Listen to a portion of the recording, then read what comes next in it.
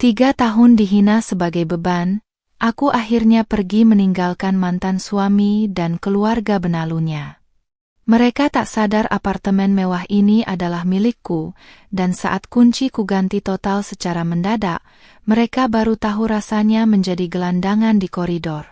Siap-siap, karena drama pengusiran paling memuaskan baru saja dimulai. Asal mana nih yang nonton? Coba tulis di komentar ya. Jangan lupa subscribe Cerita Dulu. Aku menatap selembar kertas di atas meja marmer yang dingin, sebuah dokumen yang akan mengakhiri statusku sebagai seorang istri. Di usiaku yang baru menginjak 25 tahun, aku harus menelan pil pahit kegagalan rumah tangga yang selama ini kupertahankan dengan tetesan air mata. Tanganku yang gemetar memegang pena, sementara di depanku, Reno duduk dengan wajah datar seolah 3 tahun kebersamaan kami tidak memiliki arti apapun baginya. Aku menarik napas panjang, membetulkan letak pashmina hitamku yang sedikit bergeser, berusaha mencari sisa-sisa keberanian di balik debaran jantung yang menggila. Dengan satu tarikan garis yang tegas, aku membubuhkan tanda tangan itu, meresmikan perpisahan kami di hadapan hukum dan ego yang terlalu besar. Akhirnya kamu sadar diri juga, Manda. Suara ketus itu berasal dari ibu mertuaku yang duduk di sofa ruang tamu, sambil mengipasi wajahnya yang penuh riasan tebal. Beliau menatapku dari ujung kaki hingga ujung kepala dengan tatapan merendahkan, seolah aku adalah noda yang baru saja dibersihkan dari lantai keramik ini. Aku hanya terdiam, merapikan atasan turtleneck hitamku yang pas di badan, menonjolkan lekuk tubuh yang selalu ia sebut sebagai godaan murah setiap kali aku berpakaian rapi. Selama ini aku hanya menunduk, menerima setiap makiannya tentang betapa tidak bergunanya aku sebagai menantu, karena hanya dianggap menumpang hidup pada anaknya. Padahal, kenyataan yang mereka telan setiap hari sangatlah berbeda dari delusi yang mereka ciptakan sendiri di dalam kepala mereka yang sombong itu. Reno mengambil dokumen itu tanpa sepatah kata pun, matanya bahkan tidak berani menatap mataku yang mulai berkaca-kaca. Dia adalah pria yang dulu kupuja, namun kini tampak seperti orang asing yang sangat kecil di mataku, karena ketidakmampuannya membela istrinya sendiri. Kuharap setelah ini kamu tidak datang lagi ke sini untuk mengemis bantuan, ucap Reno dingin sambil memasukkan surat itu ke dalam map kulitnya. Aku ingin tertawa mendengarnya, tawa yang penuh dengan rasa sesak dan ironi yang memuakkan. Dia benar-benar percaya bahwa akulah yang selama ini bergantung padanya, padahal selama 3 tahun ini, akulah yang membayar cicilan mobilnya dan memastikan perut keluarganya tetap kenyang. Di sudut ruangan, Siska, adik iparku, sibuk memeriksa ponselnya sambil sesekali melirikku dengan senyum sinis yang menghina. Dia mengenakan tas branded yang kubelikan sebagai hadiah ulang tahunnya bulan lalu, namun tak ada sedikit pun rasa terima kasih dalam sorot matanya yang tajam. Kak Reno, nanti kamar Kak Manda mau kujadikan ruang walk-in closet ya? Capek banget lihat barang-barang membosankan dia di sana, celetuknya tanpa perasaan. Mereka benar-benar sudah membagi harta dan ruang di apartemen ini, seolah aku sudah mati dan tak lagi memiliki hak atas apapun. Aku menarik napas dalam, membiarkan mereka menikmati hayalan mereka untuk beberapa saat lagi sebelum kenyataan menghantam mereka tanpa ampun. Aku berdiri dari kursi, menunjukkan siluet tubuhku yang tetap terjaga meski dalam tekanan batin yang luar biasa, sebuah kebanggaan yang selalu ingin mereka jatuhkan. Aku akan pergi sekarang, koper-koperku sudah siap di depan, ucapku dengan suara yang jauh lebih stabil dari yang kuduga sebelumnya. Ibu mertuaku hanya mendengus, kembali sibuk dengan perhiasan emas di pergelangan tangannya yang berkilau terkena lampu kristal di ruang tengah. Tidak ada kata maaf, tidak ada pelukan perpisahan, hanya keheningan dingin yang menyelimuti ruangan yang seharusnya menjadi tempat paling hangat bagi sebuah keluarga. Aku melangkah menuju kamar, mengambil tas tangan kulitku dan memastikan ponselku berada dalam genggaman, karena di sanalah kunci kebebasanku berada. Sambil berjalan melewati lorong apartemen yang luas ini, aku menyentuh dinding-dindingnya yang dicat dengan warna netral yang elegan, hasil pilihanku sendiri saat membeli unit ini. Mereka tidak pernah tahu bahwa apartemen di kawasan elit Jakarta ini dibeli atas namaku, dari hasil kerja kerasku sebagai content creator dan bisnis sampingan yang kusembunyikan. Reno mengira aku hanya seorang ibu rumah tangga yang hobi berdandan, tanpa tahu bahwa penghasilanku jauh melampaui gaji manajernya di kantor. Selama ini aku diam karena ingin menjadi istri yang tunduk, namun ketaatanku justru dianggap sebagai kelemahan yang bisa mereka injak-injak sesuka hati. Kini, setiap langkahku menuju pintu keluar terasa seperti beban yang terangkat satu persatu dari pundakku yang lelah. Oh ya Amanda, kunci cadangannya taruh saja di meja makan, jangan sampai kamu bawa lari karena itu aset anakku, teriak ibu mertuaku dari kejauhan dengan nada memerintah. Aku berhenti sejenak, sudut bibirku terangkat membentuk senyum tipis yang mengandung arti tersembunyi bagi siapapun yang melihatnya. Aku tidak membantah, hanya meletakkan gantungan kunci fisik yang sudah tidak berguna itu di atas meja kecil dekat pintu masuk sebagai formalitas. Mereka terlalu kuno untuk mengerti bahwa apartemen ini sudah menggunakan sistem smart lock terbaru yang terintegrasi sepenuhnya dengan akun pribadiku. Di balik hijab pashminaku yang rapi, aku menyembunyikan rencana yang akan membuat mereka berlutut memohon ampun dalam hitungan jam ke depan. Aku melangkah keluar dari pintu unit, mendengar bunyi klik saat pintu menutup secara otomatis di belakangku, memisahkan hidupku yang lama dengan yang baru. Di koridor yang sepi, aku berdiri sejenak, memejamkan mata dan menghirup udara yang terasa jauh lebih segar meski berada di dalam gedung bertingkat. Tanganku bergerak cepat di atas layar ponsel, membuka aplikasi keamanan rumah yang memiliki kendali penuh atas seluruh akses unit apartemen tersebut. Aku menekan menu pengaturan, menghapus semua sidik jari yang terdaftar selain milikku, dan mengganti kode akses numeriknya menjadi deretan angka yang baru. Perasaan puas yang aneh menjalar di dadaku, sebuah bentuk pertahanan diri setelah sekian lama aku membiarkan diriku hancur berkeping-keping.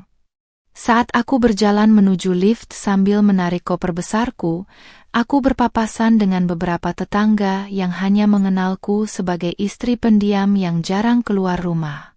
Mereka menatapku dengan heran karena aku membawa banyak barang, namun aku hanya membalas dengan senyuman manis dan imut yang selama ini kusembunyikan.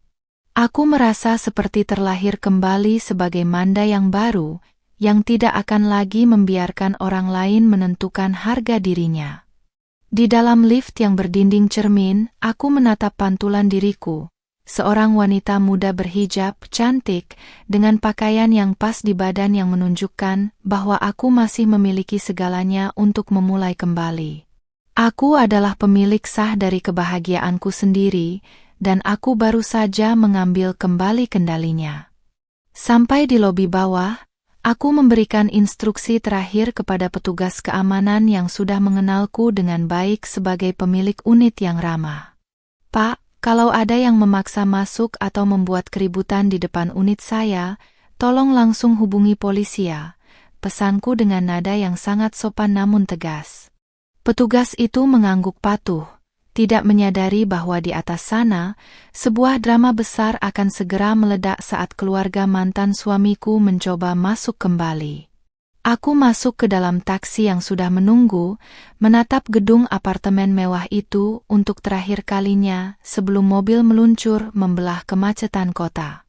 Permainan baru saja dimulai dan kali ini, akulah yang memegang semua kartu as di tanganku. Aku duduk di sebuah kafe yang terletak tepat di seberang gedung apartemenku, memesan secangkir kopi hitam tanpa gula yang aromanya menenangkan sarafku yang sempat tegang. Dari balik jendela kaca yang besar, aku bisa melihat pintu masuk lobi utama dengan sangat jelas, menunggu kedatangan keluarga yang baru saja membuangku. Sambil menunggu, aku membuka laptop dan mulai memindahkan beberapa data penting, memastikan semua jejak digital dan asetku terkunci rapat dari jangkauan Reno. Aku sesekali menyesap kopi, merasakan pahit yang samar, persis seperti rasa 3 tahun pernikahanku yang kini sudah resmi berakhir.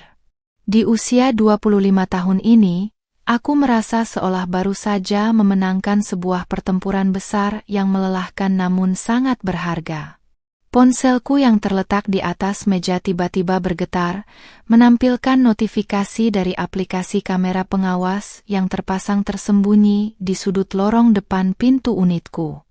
Aku meletakkan cangkir kopi, lalu dengan gerakan perlahan aku membuka aplikasi tersebut, menampilkan siaran langsung dengan kualitas tinggi. Di layar ponsel, terlihat Reno, ibu mertua, dan Siska baru saja keluar dari lift dengan tangan penuh tas belanjaan bermerek, tertawa lebar seolah baru saja memenangkan lotre. Mereka tampak begitu bahagia, seolah kepergianku adalah sebuah perayaan besar yang sudah lama mereka nantikan untuk menguasai seluruh isi rumahku. Hatiku berdesir, bukan karena sedih, melainkan karena rasa puas melihat mangsa yang sebentar lagi akan masuk ke dalam perangkap yang kubuat. Siska tampak sangat antusias, dia bahkan sempat menari kecil sambil memegang beberapa kantong belanjaan baru yang pasti digesek menggunakan kartu kredit cadangan Reno. "Ayo cepat Kak Reno, aku sudah tidak sabar ingin membuang semua barang-barang Kak Manda yang ketinggalan dan mengganti dekorasinya," suaranya terdengar cempreng melalui speaker ponselku. Aku hanya tersenyum dingin, memperhatikan Reno yang mulai merogoh saku celananya untuk mengambil kartu akses fisik yang biasanya ia gunakan. Dia belum tahu bahwa kartu plastik itu kini tidak lebih dari sekadar sampah, karena aksesnya sudah kuhapus secara permanen dari sistem pusat.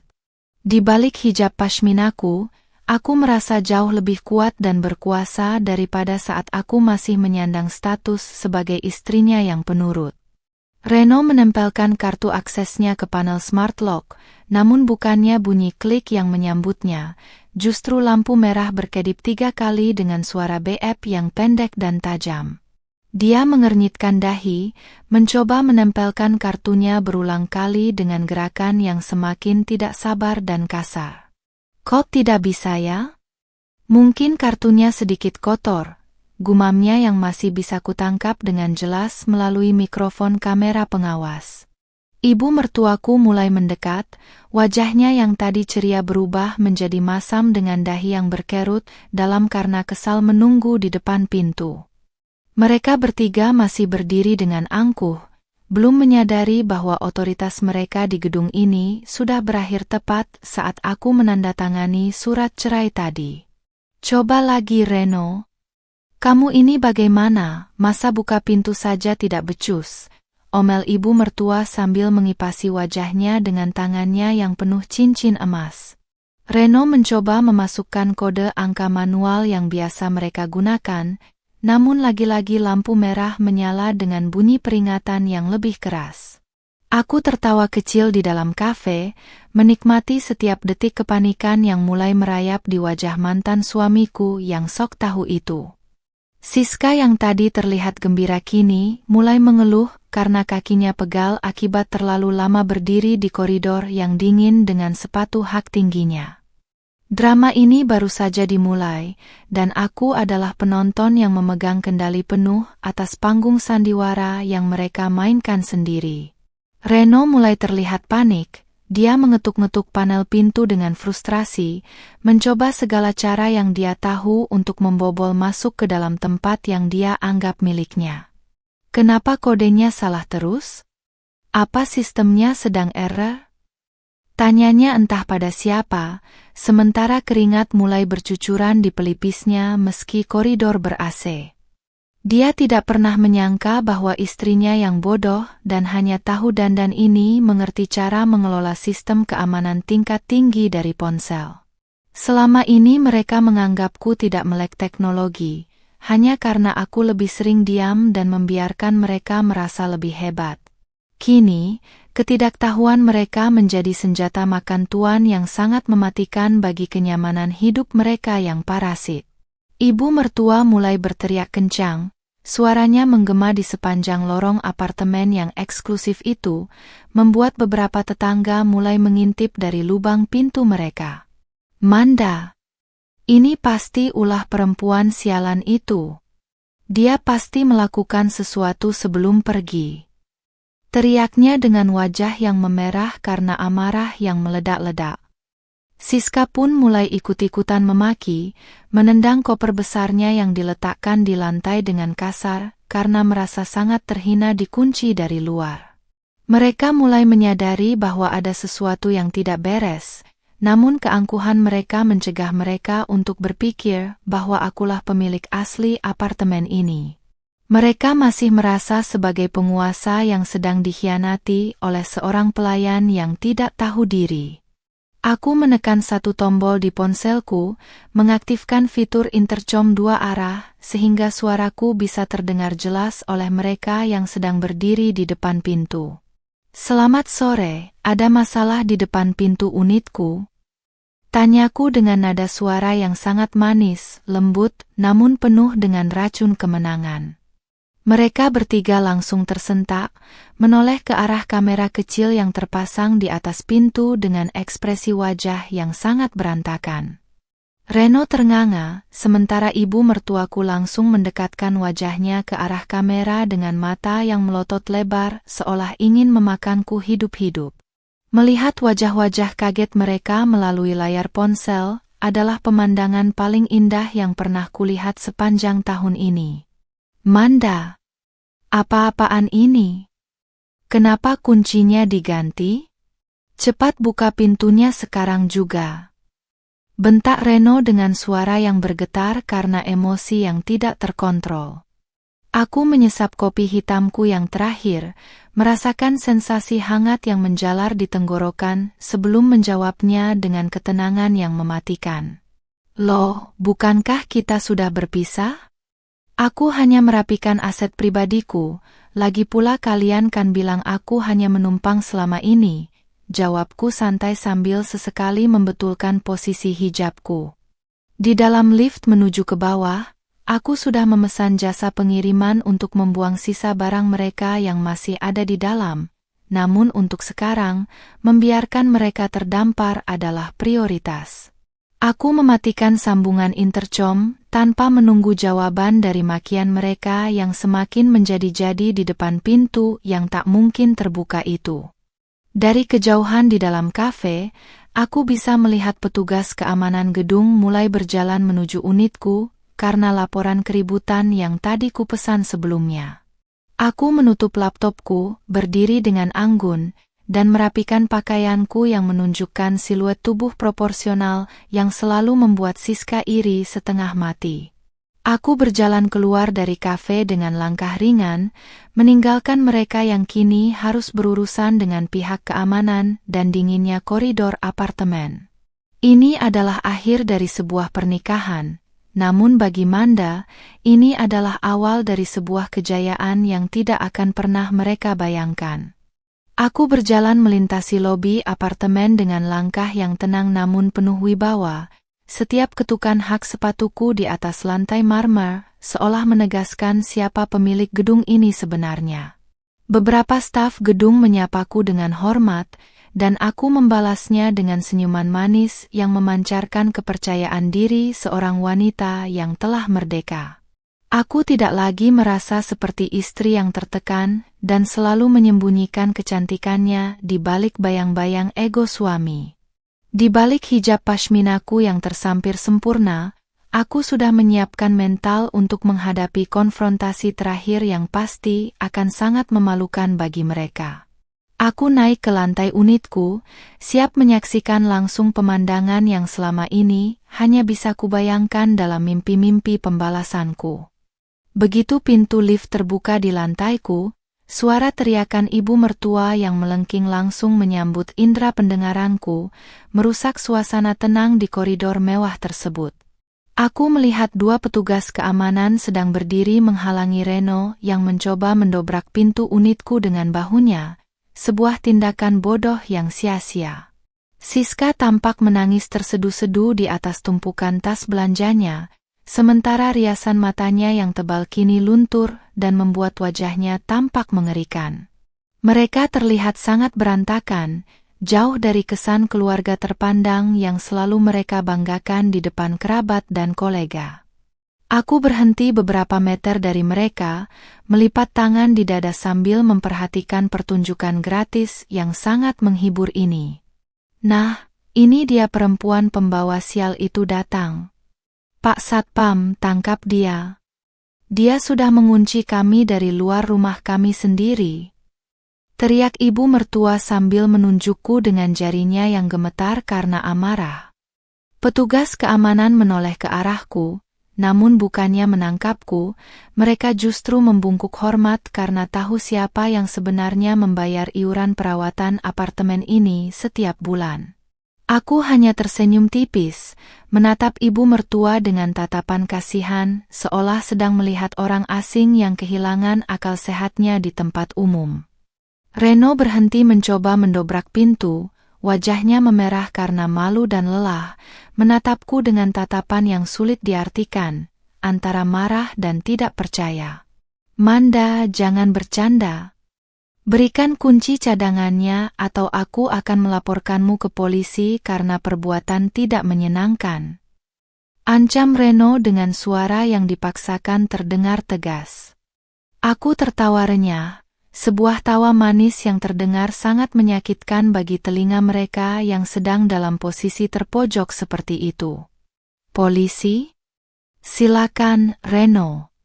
Aku justru akan sangat senang jika polisi datang untuk mengusir orang-orang yang mencoba masuk ke properti pribadiku tanpa izin, jawabku tenang.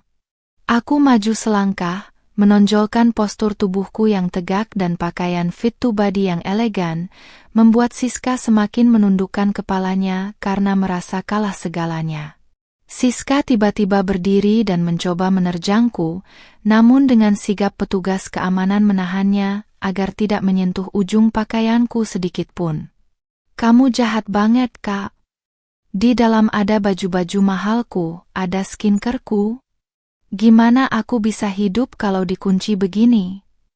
Teriaknya histeris tanpa rasa malu. Aku menatapnya dari ujung kepala hingga ujung kaki dengan tatapan dingin yang mampu membekukan siapapun yang melihatnya. Baju mahal yang kamu beli pakai uangku?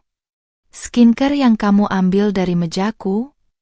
Tanyaku dengan nada meremehkan yang membuat suaranya langsung tercekat di tenggorokan. Mereka selama ini menganggap semua yang ada di unit ini adalah milik Reno, tanpa pernah mau membaca dokumen kepemilikan yang kusimpan rapi. Aku mengeluarkan sebuah map bening dari tas tanganku, yang berisi sertifikat asli kepemilikan unit apartemen tersebut atas nama pribadiku, bukan atas nama Reno atau keluarga mereka. Aku menunjukkannya kepada petugas keamanan sebagai bukti sah, sementara Reno mencoba merebutnya namun gagal, karena aku dengan cepat menariknya kembali. Lihat baik-baik, Pak Satpam. Unit ini adalah milik saya sepenuhnya. Dibeli secara tunai sebelum saya menikah dengan pria ini, ucapku dengan suara lantang agar terdengar oleh mereka. Wajah ibu mertuaku seketika pucat pasi, mulutnya menganga lebar seolah tidak percaya bahwa menantu yang dia remehkan ternyata sekaya ini. Reno tampak terpukul, dia mundur beberapa langkah hingga punggungnya membentur dinding koridor yang dingin, menyadari bahwa semua ancamannya kini berbalik menyerang dirinya sendiri. Jadi, selama ini kamu membohongi kami? Kamu punya uang sebanyak itu tapi membiarkan aku mencicil mobil sendirian? Tanya Reno dengan nada yang dipenuhi rasa dikhianati. Aku hanya mengangkat bahu dengan santai, membetulkan letak pashminaku yang tetap rapi meski dalam situasi yang kacau ini. Aku tidak pernah bohong, kalian saja yang terlalu sibuk menghinaku hingga tidak pernah bertanya dari mana uang untuk makan mewah kalian berasal, jawabku pedas. Aku menekan kode di panel smart lock dengan gerakan yang lambat dan dramatis, seolah ingin menunjukkan betapa mudahnya bagiku untuk masuk ke duniaku sendiri. Bunyi klik yang merdu terdengar, pintu terbuka perlahan menampilkan interior apartemen yang wangi dan sangat berkelas, sangat kontras dengan keributan di luar. Ibu mertuaku mencoba menerobos masuk, namun aku menghalanginya dengan tangan terbuka, memberikan isyarat kepada petugas keamanan untuk tetap menjaga jarak mereka. Hanya aku yang boleh masuk. Barang-barang kalian sudah aku kemas dalam plastik sampah dan akan dikirim ke rumah kontrakan lama kalian besok pagi, ucapku tanpa perasaan. Mendengar kata plastik sampah, ibu mertuaku hampir jatuh pingsan jika tidak ditangkap oleh Reno. Harga dirinya kini benar-benar hancur lebur di depan umum. Siska meraung-raung di koridor, memohon agar aku membiarkannya mengambil tas-tas koleksinya, namun aku hanya menutup pintu unitku dengan perlahan di depan wajah mereka. Keheningan yang mewah kembali menyelimutiku saat aku berada di dalam, memisahkan diriku dari manusia-manusia parasit yang telah menghisap kebahagiaanku selama 3 tahun. Aku bersandar di balik pintu yang tertutup rapat, menghela napas panjang dan merasakan kepuasan yang luar biasa meresap ke dalam tulang-tulangku. Dari balik pintu, aku masih bisa mendengar suara petugas keamanan yang memerintahkan mereka untuk segera meninggalkan area koridor karena telah mengganggu ketenangan penghuni lain. Aku berjalan menuju balkon, menatap lampu-lampu kota yang mulai menyala, merasa bahwa malam ini adalah malam pertama aku benar-benar bisa tidur nyenyak. Di usia 25 tahun, aku telah kehilangan seorang suami, namun aku telah menemukan kembali diriku yang jauh lebih kuat, cantik, dan berdaya. Aku mengambil ponselku dan memesan layanan makan malam paling mahal yang pernah ada, merayakan kemenangan telakku atas keluarga yang salah memilih lawan. Cahaya matahari pagi masuk menembus celah gorden apartemenku, menyentuh wajahku yang kini terasa jauh lebih ringan tanpa beban kemarahan yang tertahan. Aku terbangun dengan perasaan segar, menyadari bahwa untuk pertama kalinya dalam 3 tahun, tidak ada suara teriakan ibu mertua yang menuntut sarapan mewah di jam 7 pagi. Aku bangkit dari tempat tidur, meregangkan tubuhku yang tetap terjaga bentuknya meskipun selama ini aku didera stres yang luar biasa.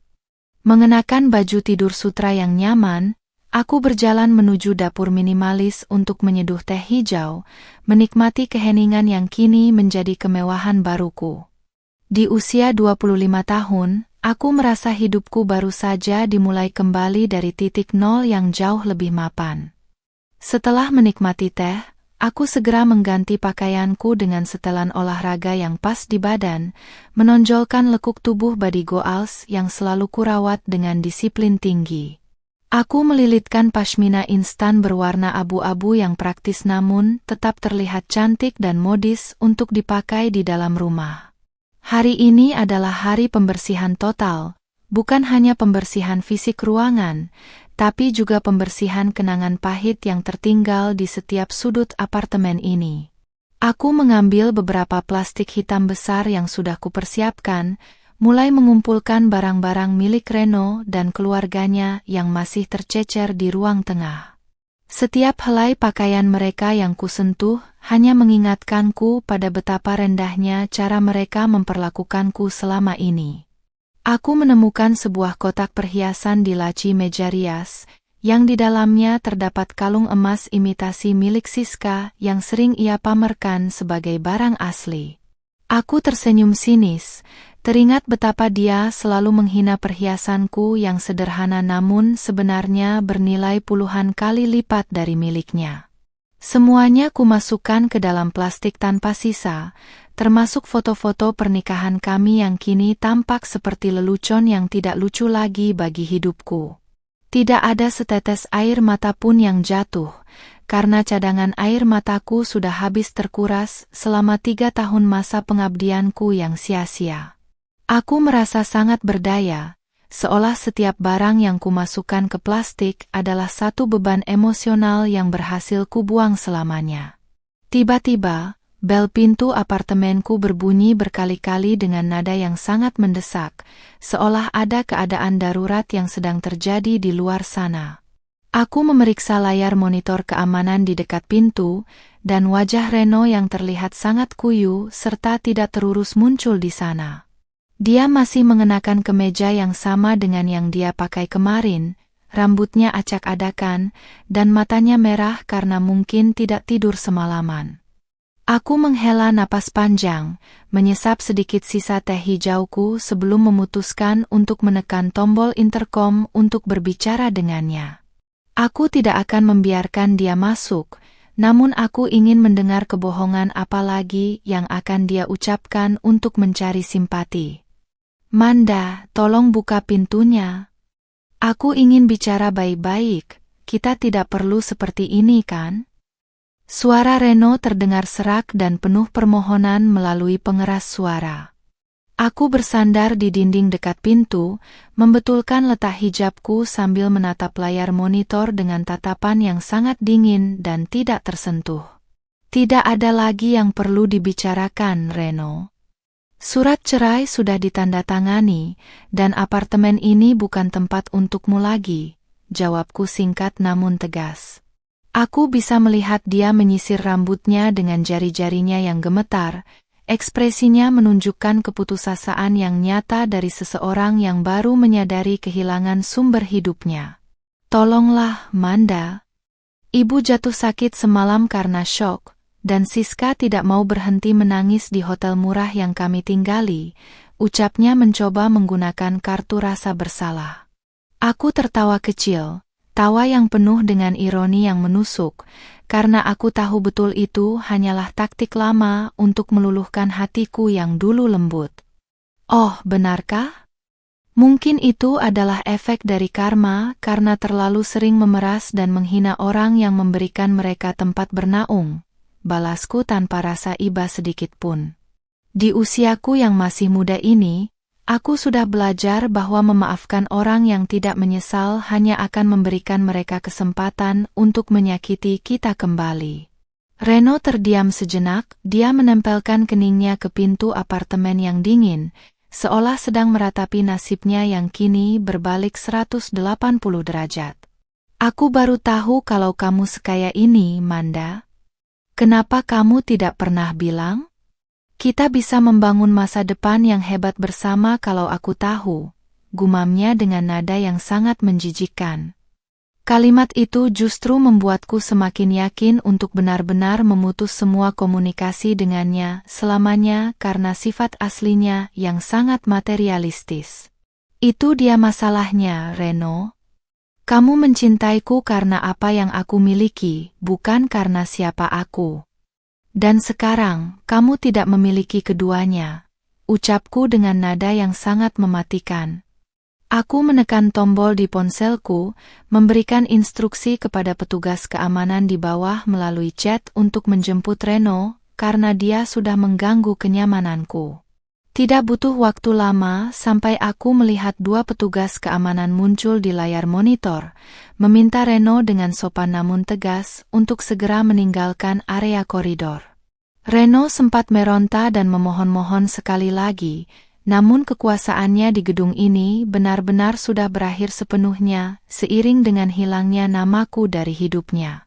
Aku mematikan layar monitor, memutuskan untuk tidak lagi melihat drama murahan yang hanya akan membuang-buang waktuku yang berharga.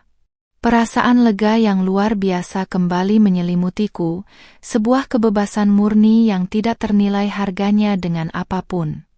Aku kembali ke pekerjaanku, mengikat plastik-plastik hitam itu dengan kencang dan menyeretnya ke depan pintu unit untuk segera diangkut oleh jasa pengiriman. Aku sudah menuliskan alamat rumah kontrakan kecil milik keluarga Reno di pinggiran kota, tempat yang dulu mereka anggap sebagai masa lalu yang memalukan. Kini, mereka harus kembali ke sana dan menyadari bahwa gaya hidup mewah yang mereka nikmati selama ini adalah hasil dari kebaikanku yang mereka injak-injak. Sambil merapikan atasan fit to bodyku, Aku menatap pantulan diriku di cermin besar di ruang tamu, melihat seorang wanita muda yang cantik, imut, namun memiliki hati sekeras baja. Sore harinya, apartemenku sudah benar-benar bersih dari segala jejak keluarga Reno, menyisakan wangi aromaterapi lavender yang menenangkan di setiap sudut ruangan. Aku memesan beberapa furnitur baru secara online untuk mengganti sofa yang dulu sering diduduki oleh ibu mertuaku saat dia sedang mengomeliku. Aku ingin setiap inci tempat ini menjadi murni milikku, tanpa ada bayang-bayang masa lalu yang mengganggu ketenanganku dalam memulai lembaran baru. Sambil menikmati matahari terbenam dari balkon, aku tersenyum manis, menyadari bahwa hidup adalah tentang pilihan, dan aku telah memilih untuk menjadi ratu di istanaku sendiri. Malam ini, aku akan merayakan kemenanganku dengan ketenangan yang sesungguhnya, tanpa gangguan dari siapapun. Pagi ini aku sengaja berdandan lebih maksimal untuk menghadiri sebuah pertemuan bisnis penting di sebuah hotel bintang 5. Aku memilih mengenakan setelan blazer berwarna nude yang pas di badan, dipadukan dengan hijab pashmina sutra berwarna senada yang kulilitkan dengan gaya elegan. Penampilanku yang fresh, cantik, dan imut namun tetap menunjukkan siluet body goals yang profesional membuatku merasa siap menaklukkan dunia. Tidak ada lagi mata sembab karena menangis atau wajah kusam akibat kurang tidur karena melayani ocehan mertua hingga larut malam. Di usia 25 tahun ini, aku akhirnya menyadari bahwa aset terbaikku adalah diriku sendiri, bukan pengabdian buta pada orang yang tidak menghargai. Pertemuan tersebut berjalan dengan sangat sukses. Aku baru saja menandatangani kontrak kerjasama eksklusif sebagai brand ambassador sebuah produk kecantikan ternama. Nilai kontraknya sangat fantastis, jauh melampaui seluruh aset yang pernah dibanggakan oleh Reno selama kami menikah. Saat aku keluar dari ruang pertemuan, aku berpapasan dengan beberapa rekan lama yang menatapku dengan tatapan kagum dan tidak percaya melihat perubahanku.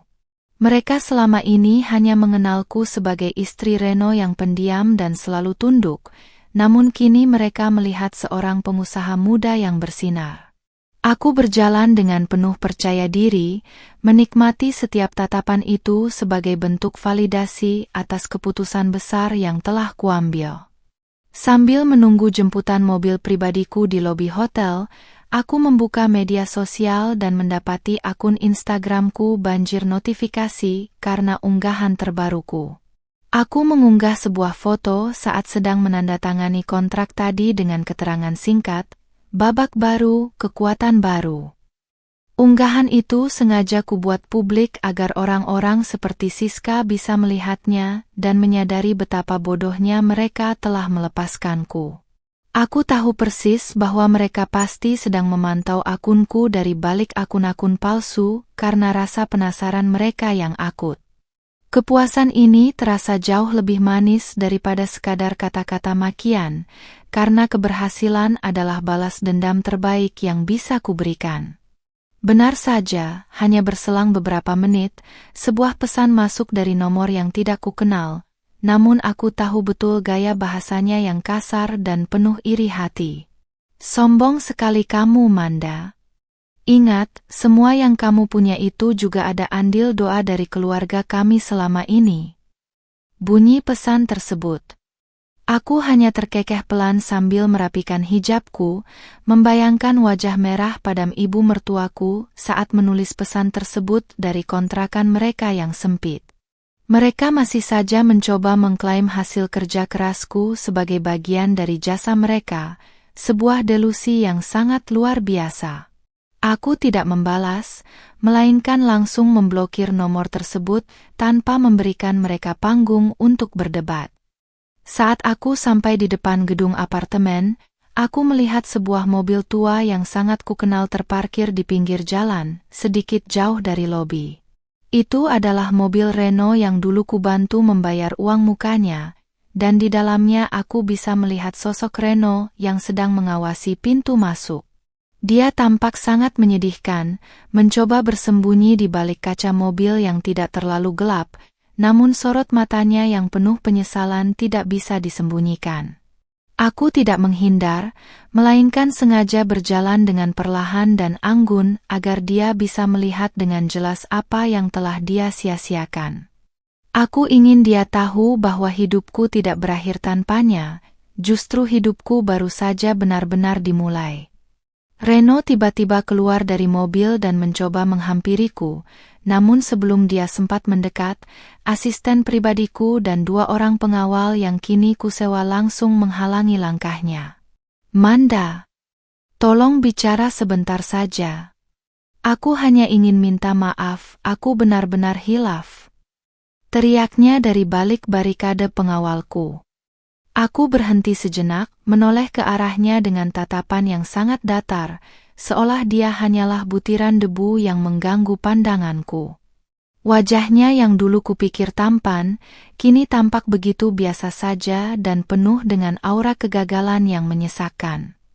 "Maaf itu gratis, Reno, tapi kesempatanku tidak. Jangan pernah muncul lagi di hadapanku," ucapku dingin. Aku melanjutkan langkahku masuk ke dalam lobi mewah, meninggalkan Reno yang masih berteriak-teriak hingga akhirnya ditegur oleh pihak kepolisian yang sedang berpatroli di area tersebut. Aku masuk ke dalam lift dengan perasaan yang sangat tenang, tidak ada lagi getaran ketakutan atau rasa kasihan yang tersisa untuk pria itu. Di dalam lift yang cerminnya sangat jernih, aku kembali memperhatikan lekuk tubuhku yang proporsional dalam balutan pakaian bermerek ini. Aku merasa jauh lebih muda dan berenergi daripada saat aku masih terjebak dalam pernikahan yang beracun itu. Kebebasan finansial dan emosional adalah kombinasi paling mematikan bagi siapapun yang pernah meremehkanku. Sesampainya di dalam apartemen, aku mendapati sebuah karangan bunga besar di depan pintu dengan kartu ucapan selamat atas kontrak baruku dari rekan bisnisku. Aku membawanya masuk, mencium aroma bunganya yang segar, dan meletakkannya di meja tengah yang kini sudah diganti dengan desain minimalis modern. Apartemen ini sekarang benar-benar terasa seperti tempat perlindungan yang suci, bersih dari energi negatif yang dulu selalu dibawa oleh keluarga Reno. Aku merasa sangat bangga pada diriku sendiri karena tidak menyerah saat mereka mencoba menghancurkan mental dan harga diriku. Di usia 25 tahun, aku telah membuktikan bahwa seorang wanita berhijab bisa tetap modis, mandiri, dan sangat berkuasa. Malam harinya, Siska mencoba melakukan langkah terakhir yang sangat nekat dengan membuat video siaran langsung di media sosial, menuduhku sebagai istri yang durhaka dan pencuri harta keluarga. Aku menonton video itu sebentar, melihatnya menangis buaya di depan kamera sambil menunjukkan kondisi kontrakan mereka yang berantakan untuk mencari simpati netizen. Namun, netizen sekarang sudah pintar. Mereka justru mempertanyakan mengapa Siska masih memakai tas branded jika memang mereka sedang kesusahan. Aku hanya tersenyum, lalu mengirimkan bukti-bukti transfer bank dan sertifikat asli kepemilikan apartemen kepada pengacaraku untuk segera diproses secara hukum. Aku akan memastikan setiap fitnah yang mereka ucapkan akan berbalik menjadi tuntutan pencemaran nama baik. Aku mematikan lampu ruang tamu, hanya menyisakan lampu hias kecil yang memberikan suasana hangat dan mewah di dalam ruangan pribadiku. Sambil duduk di kursi pijat elektronik yang baru kubeli, aku menatap layar ponselku yang menampilkan jadwal perjalananku ke luar negeri minggu depan untuk urusan bisnis. Tidak ada lagi yang bisa menghalangi langkahku, tidak ada lagi yang bisa mendikte hidupku, dan tidak ada lagi yang bisa meremehkan seorang Manda. Aku menutup mataku dengan senyuman puas, menyadari bahwa setiap bab dalam hidupku kini ditulis oleh tanganku sendiri dengan tinta emas. Kemenangan ini bukan hanya tentang materi, tapi tentang kembalinya martabat yang sempat mereka rampas dariku selama bertahun-tahun. Pagi ini aku terbangun oleh rentetan notifikasi yang masuk ke ponselku seperti air bah yang menjebol bendungan. Siska rupanya benar-benar menjalankan rencananya semalam. Video siaran langsungnya telah dipotong-potong dan menjadi viral di berbagai akun gosip dengan narasi yang menyudutkanku. Di sana, dia menangis terseduh-seduh sambil menyebutkan bahwa aku adalah istri materialistis yang mengusir mertua setelah berhasil menguasai harta suami. Aku menghela napas panjang, menyesap teh hangatku sambil memperhatikan wajahku di cermin yang tetap terlihat tenang dan manis meski badai fitnah sedang menerjang.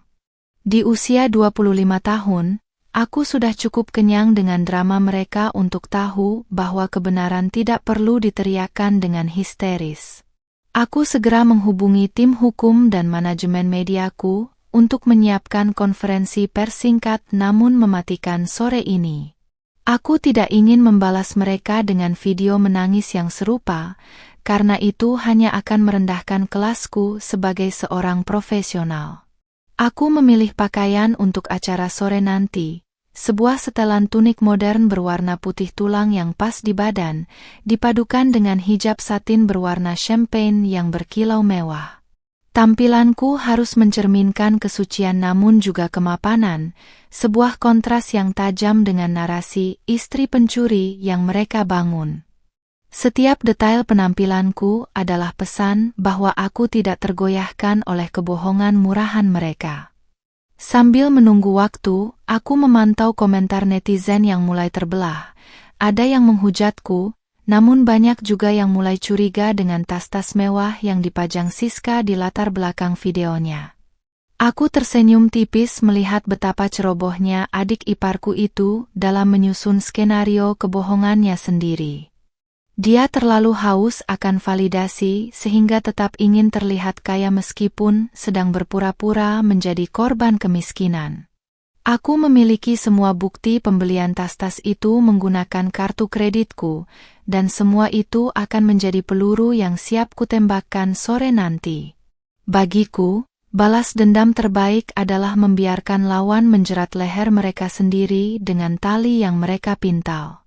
Sore harinya, aku tiba di lokasi konferensi pers dengan pengawalan ketat, melewati kerumunan wartawan yang sudah haus akan klarifikasi dariku.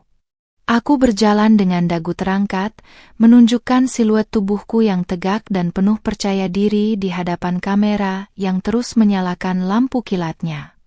Aku duduk di depan mikrofon, menarik napas dalam, dan memberikan senyuman manis khas diriku yang selama ini mereka anggap sebagai tanda kelemahan. Terima kasih sudah datang. Saya di sini bukan untuk membela diri, tapi untuk meluruskan fakta dengan data. Ucapku dengan suara yang tenang namun berwibawa. Aku mulai mengeluarkan bukti-bukti asli, sertifikat rumah atas namaku yang dibeli jauh sebelum menikah, mutasi rekening yang menunjukkan akulah yang menghidupi Reno selama 3 tahun, hingga bukti pembayaran utang-utang ibu mertua. Ruangan itu seketika menjadi sunyi senyap. Para wartawan sibuk memotret dokumen-dokumen legal yang kusodorkan satu persatu tanpa celah. Tidak ada satupun harta Reno yang kuambil, karena kenyataannya, Reno memang tidak memiliki harta apapun untuk diambil sejak awal. Aku melihat kilatan lampu kamera semakin intens, menyadari bahwa narasi istri durhaka kini telah berubah menjadi istri yang dimanfaatkan dalam hitungan menit. Mengenai video adik ipar saya yang menangis karena diusir, saya hanya ingin bertanya satu hal. Sejak kapan pemilik rumah dilarang mengganti kunci rumahnya sendiri? Tanyaku dengan nada yang sangat sopan namun mematikan. Aku menunjukkan rekaman CCTV saat mereka mencoba mendobrak pintu dan memaki petugas keamanan dengan kata-kata kasar yang sangat tidak pantas. Video itu menunjukkan sisi asli keluarga Reno yang selama ini mereka sembunyikan di balik topeng kesantunan palsu mereka di media sosial. Netizen yang menonton siaran langsung konferensi pers ini pun mulai berbalik mendukungku dengan sangat masif. Di tengah acara, tiba-tiba Reno mencoba masuk ke dalam ruangan sambil berteriak bahwa semua bukti itu palsu, namun pengawalku dengan sigap menahannya di pintu masuk. Dia tampak sangat menyedihkan, kemejanya kusut dan wajahnya menunjukkan keputusasaan seorang pria yang telah kehilangan segalanya termasuk harga dirinya. Aku menatapnya dari kejauhan, tidak ada lagi rasa cinta, hanya ada rasa hambar dan sedikit rasa syukur karena aku telah lepas dari pengaruhnya. Reno, jika kamu merasa ada yang palsu, silakan kita selesaikan di pengadilan, ucapku melalui mikrofon dengan ketenangan yang luar biasa. Reno akhirnya dibawa keluar oleh pihak keamanan hotel, meninggalkan rasa malu yang luar biasa bagi dirinya sendiri di depan puluhan media nasional. Aku menutup konferensi pers itu dengan sebuah kutipan yang sangat kuat. Wanita berhijab bukan berarti lemah, dan diam bukan berarti kalah. Aku berdiri dari kursi, merapikan pakaianku yang tetap sempurna tanpa kerutan sedikit pun, dan berjalan meninggalkan ruangan dengan kepala tegak. Aku merasa seolah baru saja melepaskan kulit lama yang kusam dan berganti dengan kulit baru yang jauh lebih berkilau dan keras. Di usia 25 tahun, aku telah memenangkan pertarungan narasi yang paling besar dalam hidupku. Malam harinya, berita tentang konferensi persku menjadi trending topik nomor 1 di semua platform media sosial dengan sentimen yang sangat positif. Banyak wanita yang merasa terinspirasi oleh keberanianku untuk berdiri sendiri dan tidak membiarkan diri diinjak-injak oleh keluarga parasit. Aku menerima ratusan pesan dukungan dari sesama wanita berhijab yang mengalami nasib serupa namun belum memiliki keberanian untuk melawan. Aku merasa bangga, bukan hanya karena namaku bersih, tapi karena aku bisa menjadi simbol kekuatan bagi wanita-wanita lain. Inilah kemenangan yang sesungguhnya, kemenangan yang membawa manfaat bagi orang banyak. Aku kembali ke apartemenku, merasakan atmosfer yang jauh lebih ringan dan suci daripada sebelumnya, seolah semua kotoran fitnah telah luruh. Aku melepas hijabku, menatap pantulan diriku yang cantik dan manis di cermin, dan tersenyum tulus kepada wanita di dalam cermin itu. "Kamu hebat, Manda," bisikku pada diriku sendiri sambil merapikan beberapa helai rambut yang tergerai indah. Besok adalah hari baru, hari di mana aku tidak lagi dikenal sebagai istri Reno, melainkan sebagai Manda, sang pengusaha muda yang sukses dan tak terkalahkan. Aku pun tertidur dengan lelap, dalam dekapan kemewahan dan ketenangan yang telah kuperjuangkan dengan segala keberanianku. Seminggu setelah konferensi pers itu, hidupku terasa jauh lebih teratur dan berkelas, seolah alam semesta sedang memberikan kompensasi atas penderitaanku selama ini. Aku memulai pagi dengan melakukan yoga privat di balkon apartemen, membiarkan sinar matahari pagi menyentuh kulitku yang kini tampak lebih sehat dan bercahaya. Dengan mengenakan pakaian olahraga yang stretch dan pas di badan, aku merasakan setiap ototku bekerja, mempertegas siluet body goals yang selalu menjadi kebanggaanku. Tidak ada lagi beban pikiran tentang apa yang akan dikatakan ibu mertua jika melihatku fokus pada diri sendiri. Di usia 25 tahun, aku baru menyadari bahwa mencintai diri sendiri adalah bentuk ibadah yang paling menenangkan hati. Setelah mandi, aku memilih tunik sutra berwarna biru navy yang elegan dan pashmina senada yang menonjolkan kecantikan wajahku yang manis dan imut. Hari ini aku ada janji dengan pengacaraku untuk menindaklanjuti laporan pencemaran nama baik yang kulayangkan terhadap Siska dan ibunya. Aku tidak ingin memberikan mereka ruang untuk bernapas, karena aku tahu tipe orang seperti mereka akan kembali menggigit jika diberi sedikit saja celah. Aku melangkah keluar apartemen, menyapa ramah petugas keamanan yang kini berjaga 2 kali lebih ketat di depan pintu unitku atas permintaanku. Keamanan dan privasiku adalah prioritas utama yang tidak bisa diganggu-gugat oleh siapapun lagi. Di kantor pengacara, aku disuguhkan data yang membuatku tersenyum puas. Keluarga Reno kini sedang dikejar-kejar oleh penagih utang dari berbagai bank. Rupanya, selama ini mereka menggunakan namaku sebagai penjamin secara ilegal untuk kartu kredit tambahan yang mereka gunakan untuk bergaya hidup mewah. Sekarang, setelah aku memutus semua akses dan melaporkan pemalsuan dokumen tersebut, pihak bank langsung bergerak untuk menarik semua aset yang mereka miliki. Reno sendiri kabarnya terancam dipecat dari kantornya karena keributan yang ia buat saat konferensi persku tempo hari merusak citra perusahaan tempatnya bekerja. Karma tidak pernah salah alamat, dan ia datang dengan kecepatan yang sangat mengagumkan.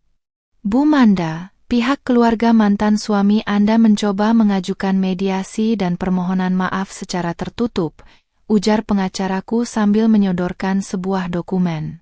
Aku menyesap kopi latteku perlahan, membiarkan keheningan menyelimuti ruangan sejenak sebelum aku memberikan jawaban yang sudah pasti. Aku menatap pengacaraku dengan tatapan tegas namun tetap terlihat lembut, sebuah kombinasi yang sering membuat lawan bisnisku merasa segan. Tolak semuanya. Saya ingin proses hukum tetap berjalan hingga mereka menyadari bahwa harga diri saya tidak bisa dibeli dengan kata maaf yang terpaksa, jawabku dengan suara yang tenang namun tidak terbantahkan. Saat aku berjalan keluar dari gedung perkantoran, aku tidak sengaja melihat Siska sedang berdiri di depan halte bus, tampak sangat kuyu dan berantakan. Tidak ada lagi tas branded yang ia banggakan. Yang tersisa hanyalah tas kain lusuh dan pakaian yang terlihat belum disetrika dengan benar. Dia tampak sedang bertengkar dengan seseorang di telepon, suaranya terdengar frustrasi hingga ia hampir membanting ponselnya ke aspal.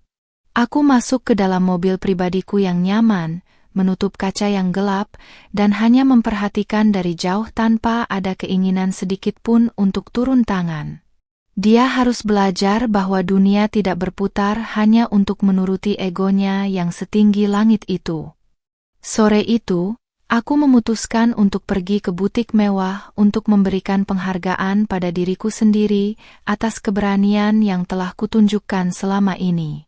Aku memilih beberapa gaun pesta dan pakaian kerja baru yang semuanya dirancang khusus untuk menonjolkan kecantikan wanita berhijab yang modern dan mandiri.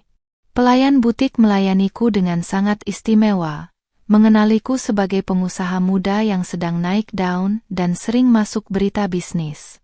Perlakuan ini sangat kontras dengan masa lalu, saat ibu mertuaku selalu melarangku membeli baju baru karena dianggap membuang-buang uang Reno.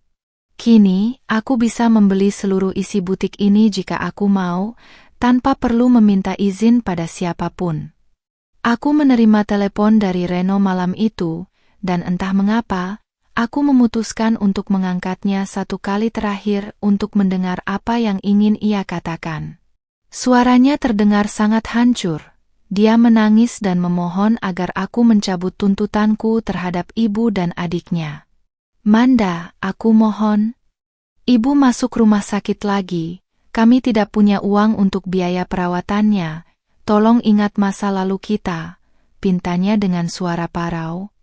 Aku berdiri di depan jendela apartemenku, menatap lampu-lampu Jakarta yang berkilau, namun hatiku tetap sedingin es mendengar permintaannya. Kenangan masa lalu yang ia sebutkan hanyalah memori tentang pengabaian dan rasa sakit yang ia biarkan terjadi padaku. Reno, masa lalu kita adalah alasan mengapa aku tetap melanjutkan tuntutan ini. Aku tidak akan membiarkan kalian menyakiti wanita lain seperti kalian menyakitiku, jawabku dengan nada yang datar. Aku mengingatkannya bahwa selama 3 tahun aku menjadi istrinya, tidak sekalipun ia membela diriku saat ibunya mencaci maki aku di depan banyak orang. Kini, setelah aku berdaya dan sukses, dia memohon atas nama kemanusiaan yang dulu ia lupakan saat memperlakukanku seperti pembantu. Gunakan sisa harga dirimu untuk mulai bekerja keras secara jujur. Jangan mengandalkan belas kasihan orang lain, tambahku sebelum mematikan telepon selamanya. Setelah menutup telepon, aku merasa sebuah lingkaran besar dalam hidupku telah tertutup dengan sempurna, tidak ada lagi lubang rasa bersalah yang tersisa. Aku mengambil laptopku dan mulai mengerjakan proyek kolaborasi internasional yang baru saja masuk ke emailku, sebuah peluang besar yang akan membawa namaku ke tingkat global. Di usia 25 tahun, aku merasa memiliki energi yang tidak terbatas untuk terus maju dan menciptakan prestasi yang lebih besar lagi. Fokusku sekarang adalah masa depan, bukan lagi meratapi puing-puing masa lalu yang sudah kuhancurkan sendiri demi kebaikan. Aku adalah wanita yang baru, yang lebih kuat, lebih bijaksana, dan jauh lebih berbahaya bagi mereka yang berniat jahat. Malam semakin larut, aku menutup hariku dengan melakukan perawatan wajah yang rutin agar penampilanku tetap segar dan imut seperti biasanya. Aku menatap diriku di cermin, mengenakan hijab pashmina kaos yang nyaman untuk bersantai, dan melihat seorang pemenang di sana. Tidak ada yang lebih memuaskan daripada memenangkan pertarungan tanpa harus merendahkan diri ke level lawan yang kotor. Aku beranjak ke tempat tidur, menyelimuti diriku dengan kain linen berkualitas tinggi, dan terlelap dalam ketenangan yang mutlak. Besok akan ada tantangan baru, dan aku sudah tidak sabar untuk menaklukkannya dengan senyuman manisku yang kini menjadi senjata paling mematikan. Pagi ini aku berada di ruang tunggu keberangkatan internasional Bandara Soekarno-Hatta, bersiap untuk terbang ke Paris guna memenuhi undangan sebagai pembicara di sebuah forum modest fashion dunia. Aku mengenakan setelan outer panjang berbahan premium yang dipadukan dengan celana palazzo yang memberikan kesan kaki jenjang dan tubuh yang body goals. Hijab pashmina sutra berwarna nude yang kulilitkan dengan rapi memberikan kesan wajah yang cerah, manis, dan sangat profesional. Di usiaku yang ke-25, aku tidak pernah membayangkan akan membawa namaku sejauh ini, melintasi benua dengan rasa bangga sebagai wanita mandiri. Tas tangan mungil yang kujinjing adalah simbol dari kemerdekaan finansial yang dulu sempat mereka coba rampas dariku. Sambil menunggu panggilan boarding, aku membuka portal berita daring dan menemukan sebuah artikel kecil tentang penyitaan aset di sebuah perumahan pinggiran Jakarta. Di sana ada foto Reno yang sedang mencoba menghalangi petugas bank yang menempelkan stiker penyitaan di depan pagar rumah kontrakan yang dulu sempat mereka banggakan. Wajahnya tampak sangat tua, jauh dari usianya yang baru akhir 20-an, dengan rambut yang mulai menipis karena stres yang berkepanjangan. Aku menutup layar ponselku tanpa ekspresi. Tidak ada rasa sedih, hanya sebuah pemakluman bahwa setiap perbuatan memang memiliki harga yang harus dibayar. Mereka terlalu sibuk memikirkan cara menjatuhkanku, hingga lupa membangun fondasi hidup mereka sendiri dengan benar. Di atas pesawat kelas bisnis, aku menikmati pelayanan istimewa yang membuatku teringat betapa dulu aku harus meminta izin berulang kali, hanya untuk membeli tiket kelas ekonomi. Ibu mertuaku selalu bilang bahwa aku tidak pantas menikmati kemewahan karena aku hanya istri pajangan yang tidak menghasilkan uang. Sekarang, aku bisa berkeliling dunia dengan hasil keringatku sendiri, tanpa perlu mendengarkan ocehan siapapun yang menghambat langkahku. Aku menyandarkan kepalaku di kursi yang nyaman, menatap awan dari jendela pesawat, dan merasakan kedamaian yang sangat dalam menyelimuti jiwaku. Kebebasan ini jauh lebih manis daripada semua pujian palsu yang pernah kuterima dari mereka di masa lalu. Setibanya di Paris, aku disambut oleh tim penyelenggara dengan sangat hormat. Mereka memujiku sebagai sosok inspiratif yang mampu menggabungkan nilai tradisional dengan kesuksesan modern. Aku menghadiri acara makan malam pembukaan dengan mengenakan gaun malam berhijab yang pas di badan, menunjukkan lekuk tubuh proporsional yang tetap terjaga dengan elegan. Banyak desainer dunia yang menghampiriku, mengajak berdiskusi tentang potensi pasar di Indonesia dan memintaku menjadi wajah untuk koleksi terbaru mereka. Di tengah keramaian itu, aku menyadari bahwa duniaku kini sudah sangat jauh melampaui drama-drama murahan di koridor apartemen tempo hari. Aku telah naik kelas ke level yang tidak akan pernah bisa mereka bayangkan, apalagi mereka gapai.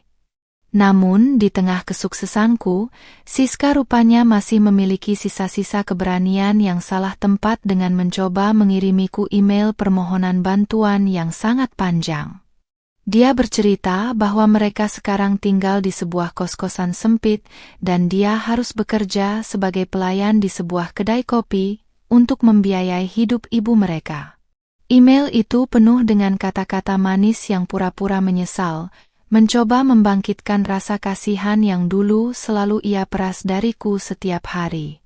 Aku membaca email itu hingga tuntas, lalu dengan jari yang tenang, aku menekankan tombol hapus tanpa memberikan balasan apapun.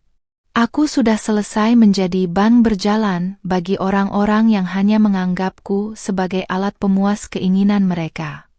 Keesokan harinya, saat aku memberikan presentasi di depan ratusan audiens internasional, aku menceritakan tentang bagaimana integritas adalah kunci utama dalam membangun sebuah merek pribadi. Aku bicara tentang kekuatan untuk melepaskan hal-hal beracun dalam hidup agar bisa memberikan ruang bagi hal-hal luar biasa untuk datang.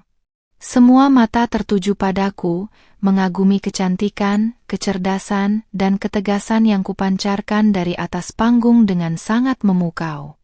Aku melihat beberapa orang mengangguk setuju, dan aku tahu bahwa pesanku tersampaikan dengan sempurna kepada mereka yang juga sedang berjuang.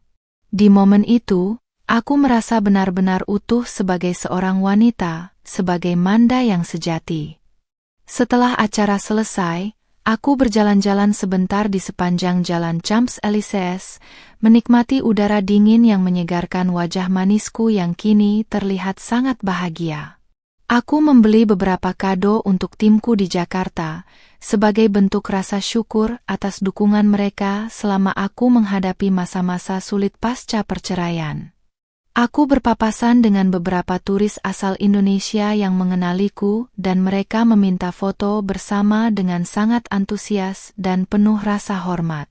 Perasaan dihargai oleh orang asing yang mengenal prestasiku jauh lebih membahagiakan daripada diakui oleh keluarga yang hanya melihat hartaku. Aku tersenyum ramah kepada mereka, menunjukkan bahwa kesuksesan tidak harus membuat seseorang menjadi sombong atau lupa diri. Malam itu di hotel, Reno kembali mencoba menghubungiku melalui pesan singkat dari nomor baru, mengatakan bahwa dia merindukanku dan ingin memulai semuanya dari awal lagi. Dia menulis bahwa dia telah menceraikan egonya dan menyadari bahwa akulah satu-satunya wanita yang tulus mencintainya selama ini.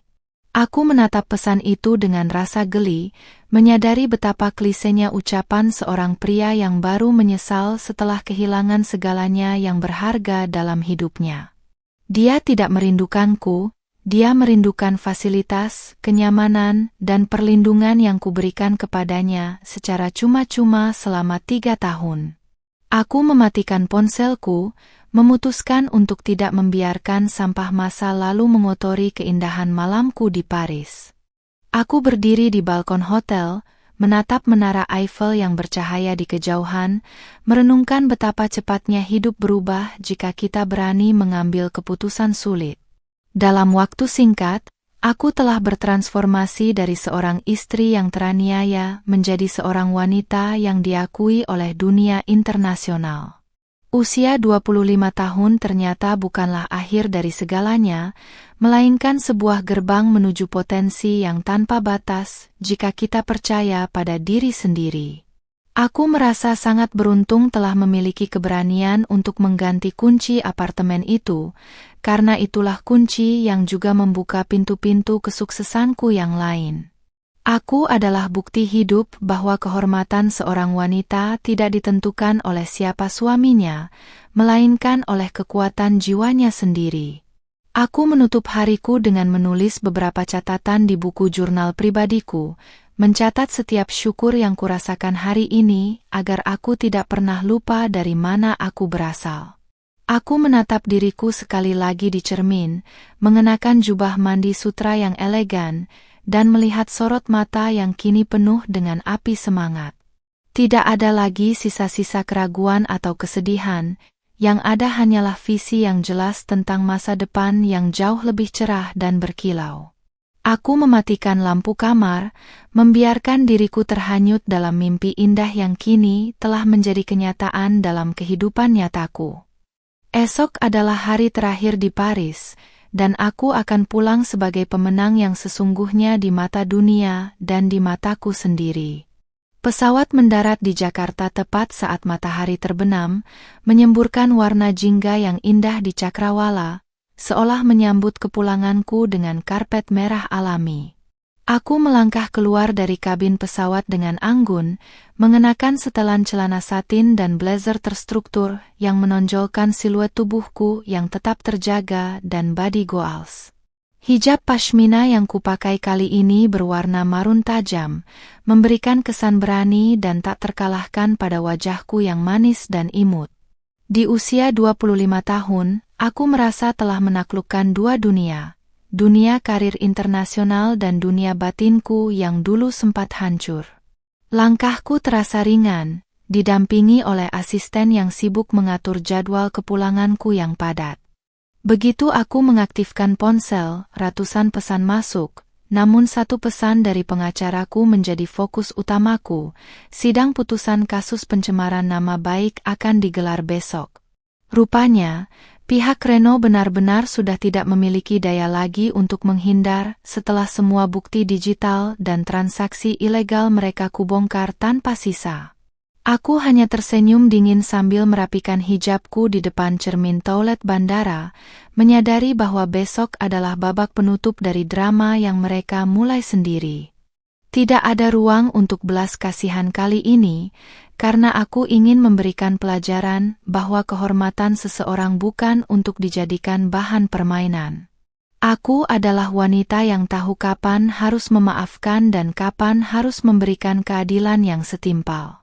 Esok paginya, aku tiba di pengadilan dengan penampilan yang sangat berkelas, mengenakan gamis modern minimalis berwarna abu-abu mutiara yang sangat pas di badan namun tetap santun.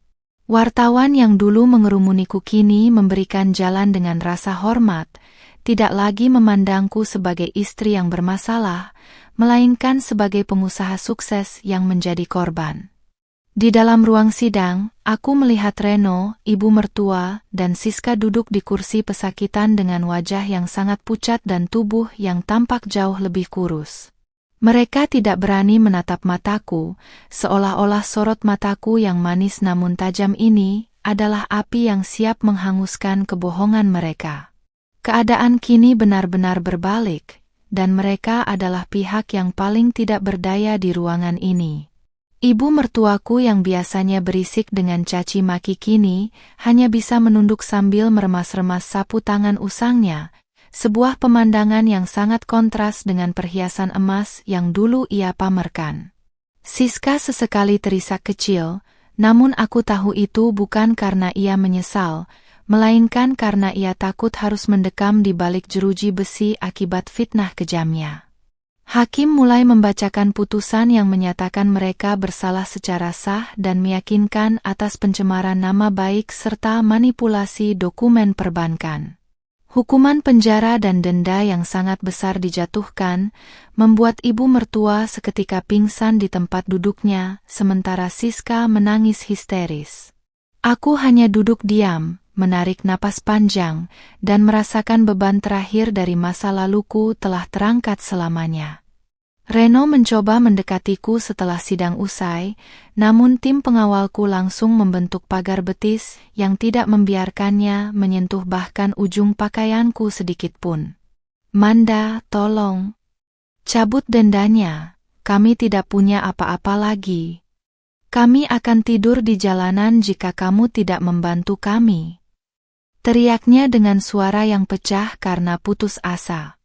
Aku berhenti sejenak, membalikkan tubuhku, dan menatapnya dengan tatapan paling dingin yang pernah kuberikan selama hidupku.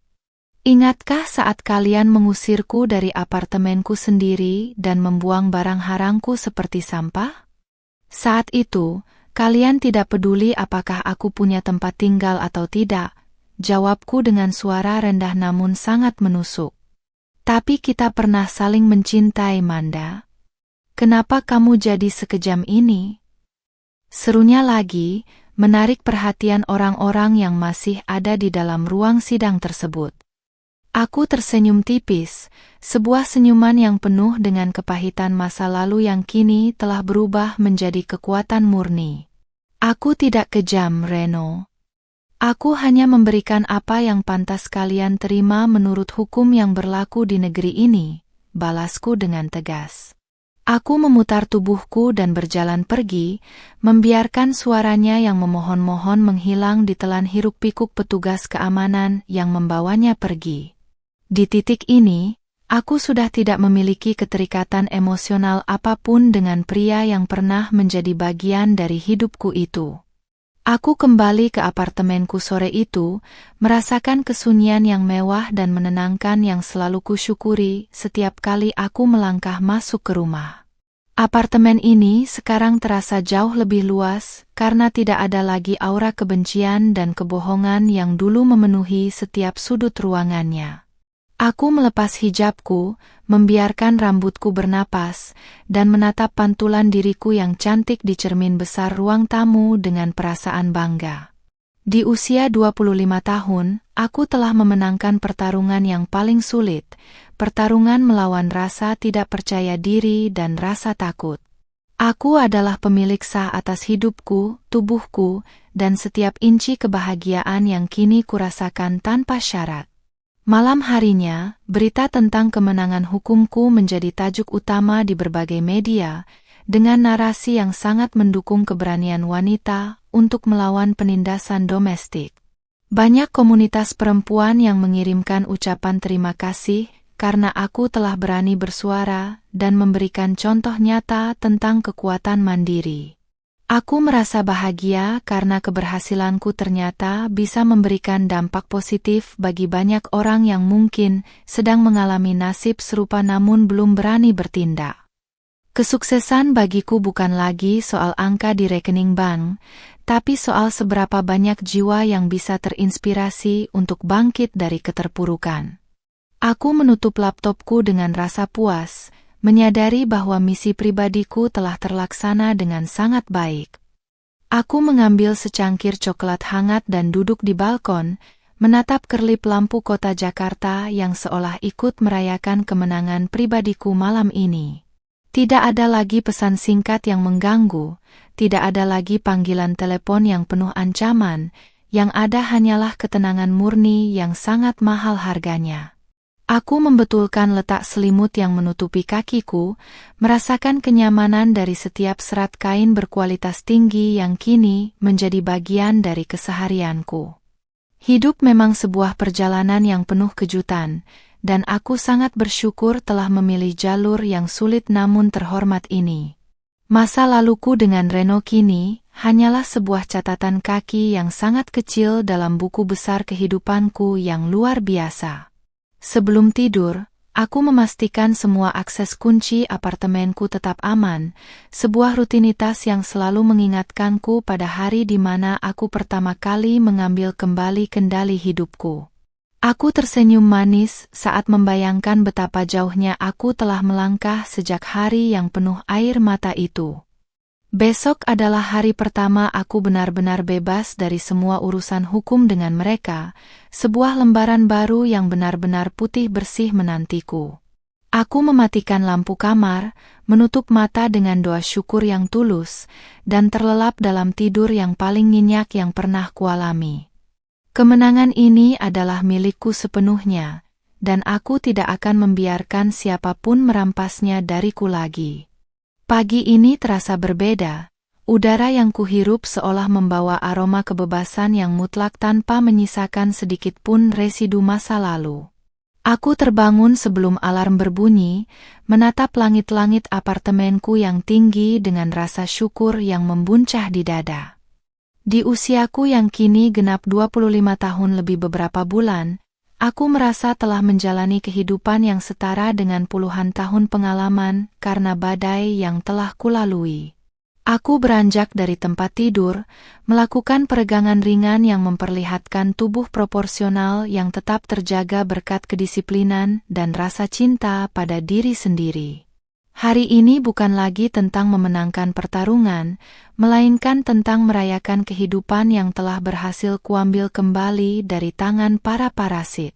Aku memilih pakaian terbaik untuk acara peluncuran yayasan sosial yang kudirikan untuk membantu para wanita korban kekerasan ekonomi dan domestik. Aku mengenakan gaun panjang berwarna putih bersih dengan potongan alain yang elegan, menonjolkan siluet tubuhku yang body goals namun tetap terlihat sangat bersahaja. Hijab pashmina sutra berwarna emas lembut kulilitkan dengan rapi, membingkai wajahku yang manis dan imut dengan aura kematangan yang terpancar nyata. Penampilanku hari ini adalah simbol dari kemurnian niat dan kesuksesan yang ingin kubagikan kepada mereka yang masih berjuang di luar sana. Aku bercermin sekali lagi, tersenyum pada wanita hebat yang ada di depanku, dan berjanji tidak akan pernah membiarkannya terluka lagi. Acara peluncuran yayasan itu berjalan sangat hikmat, dihadiri oleh tokoh-tokoh penting dan media yang kini melihatku sebagai sosok inspirasi nasional. Saat aku berdiri di atas podium untuk memberikan sambutan, aku melihat deretan wajah wanita yang menatapku dengan harapan besar di mata mereka. Aku berbicara tentang bagaimana rasanya dikosongkan secara mental, namun mampu mengisi kembali ruang jiwa itu dengan kekuatan yang lebih besar. Kunci kebahagiaan tidak pernah dipegang oleh orang lain. Kunci itu selalu ada di tangan kalian sendiri sejak awal, ucapku dengan suara yang jernih dan mantap. Tepuk tangan riuh bergema, namun bagiku, senyuman kecil dari seorang wanita di barisan depan jauh lebih berarti daripada semua sanjungan itu. Di tengah acara, asistenku membisikkan sebuah berita bahwa Reno dan keluarganya telah resmi menempati rumah kontrakan sangat sederhana di pinggiran kota setelah semua aset mereka disita. Reno dikabarkan bekerja sebagai buruh kasar untuk membayar denda yang dijatuhkan pengadilan, sementara Siska tidak lagi bisa aktif di media sosial karena malu. Aku hanya mengangguk pelan. Informasi itu kini tidak lagi memicu amarah atau rasa puas yang meledak-ledak di dalam hatiku. Mereka sekarang hanyalah orang asing yang sedang menjalani proses pembelajaran dari alam semesta atas apa yang telah mereka tanam. Fokusku telah bergeser sepenuhnya pada pembangunan masa depan, bukan lagi pada puing-puing kehancuran orang-orang yang pernah menyakitiku. Sore harinya, aku memutuskan untuk berjalan-jalan di taman kota sendirian, menikmati anonimitas di tengah keramaian orang-orang yang sedang bersantai. Aku duduk di sebuah bangku taman, membiarkan angin sepau-sepau memainkan ujung pashminaku dan menyentuh kulit wajahku yang kini bebas dari riasan tebal. Aku melihat pasangan muda yang sedang tertawa, dan aku mendoakan agar mereka selalu saling menghargai satu sama lain tanpa ada ego yang mendominasi.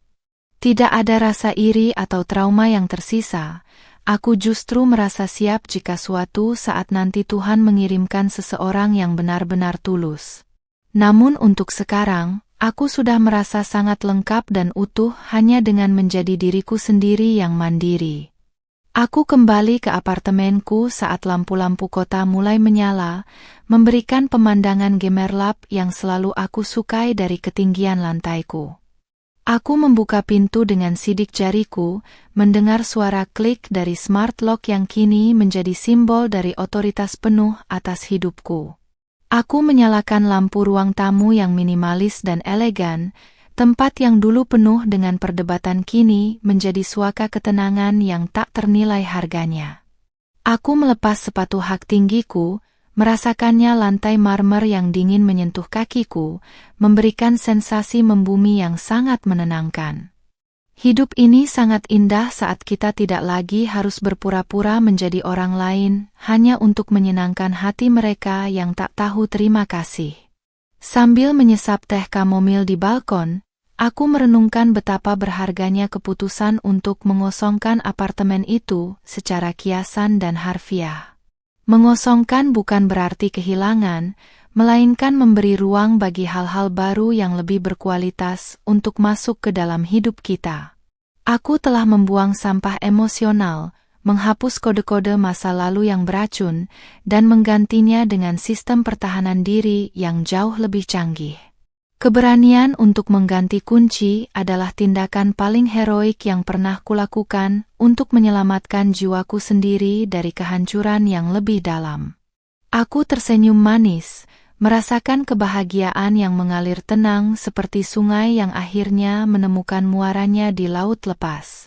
Ponselku bergetar, menampilkan pesan dari ibuku di desa yang menyatakan betapa bangganya beliau melihatku sukses dan tetap teguh pada prinsip-prinsip kebaikan. Pesan itu membuat mataku sedikit berkaca-kaca, karena doa beliaulah yang kurasakan sebagai pelindung sejatiku selama ini melewati masa-masa kelam.